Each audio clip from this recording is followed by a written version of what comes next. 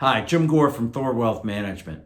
I want to talk about a part of the market that a lot of people don't understand and understand the risk that they might be taking, and that is the bond market.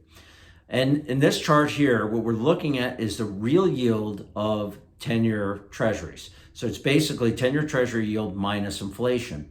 And you can see where we are today is eerily similar to where we were back in 1975 and 1979.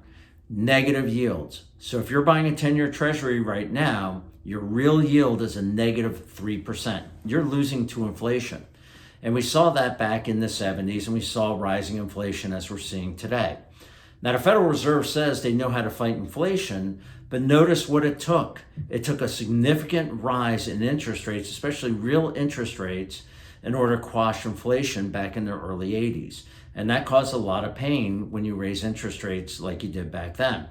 So the Federal Reserve is setting us up for something that's going to happen in the future because they are keeping real rates negative right now. They're going to have to make some adjustments and raise rates higher than what they're saying they're going to have to do in the future. And what do I mean by that? Is if you look at their dot plot here, this is the FOMC, and this is their September meeting, and this is their expectation of their members for when they're going to raise interest rates. And you can see 2021, all of them said they're not going to raise interest rates. Next year, the majority of them say we're not going to raise interest rates. Some say they're going to do 0.25, and then there's some that are going to be at 0.5%. So really, next year, not significant rises in interest rates. It's only out until 2024. We're around 2% majority, and longer term, they want to be at 2.5%. Now, keep in mind, they raise rates to 2%. We're still losing ground to inflation. So the real yield is going to be negative. So the Federal Reserve, if this is like the 70s, a replay of the 70s with negative yields, is going to have to raise these interest rates significantly higher from here in order to quash inflation. And they're going to have to do that sometime in the future, especially if they keep negative yields, real yields, for a longer time period, which is what the dot plot is saying that they're going to do. And so for a bond investor, what does this mean? And I think it's very important that people understand the risks that they're taking. There's a tool out there when you're buying a bond or in your bond portfolio. It's called duration.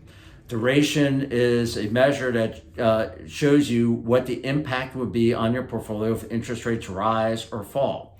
So if you look at this chart here, a 1-year duration, which is a shorter term bond, if interest rates rise 1%, you're going to be down 1% in value. So duration it goes right to the impact of rising interest rates.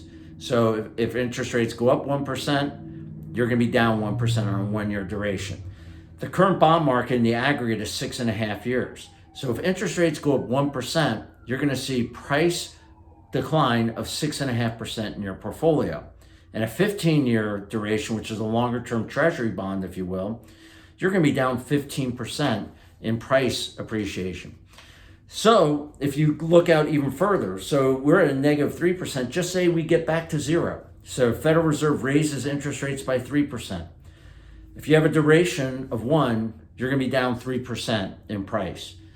The ag is going to be down 19.5%, and longer term treasuries with a 15-year duration are going to be down 45%. So this is something that investors have to be very careful of. I experienced this when I first got into business in 1986 as a union plan could not invest in stocks back in the 70s. I looked at their performance from 1974 to 1980, and in that 6-year time period, this union fund was actually down about 30% in that time period because they did have treasuries and the duration was a little bit longer. So it's something you have to be concerned about, and we are watching that very closely in our clients' portfolio, taking off duration risk in our clients' portfolios on the fixed income side. If you have any questions or concerns, as always, reach out to us on our website or call us directly. Take care, and we'll talk to you in a couple weeks.